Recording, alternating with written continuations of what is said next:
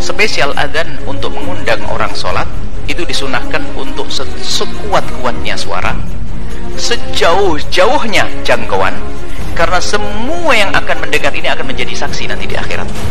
Itu kalau spesial adzan. Kalau adzan jangan diganggu masalah adzan, dan adzan tidak banyak, tidak lama temponya. Adzan disyariatkan secara menurut agama adalah kalau memang yang dimaksud negara adalah membatasi suara adzan, mungkin itu harus diralat. Mungkin yang lainnya selain daripada adzan. Kalau adzan harus dikumandangkan. Adzan yang dikumandangkan ini ada fikihnya lagi ya. Adzan awal waktu. Kalau adzan terlambat itu jangan, itu ganggu orang, bikin orang pusing.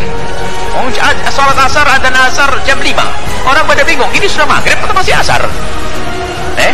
Adzan awal waktu.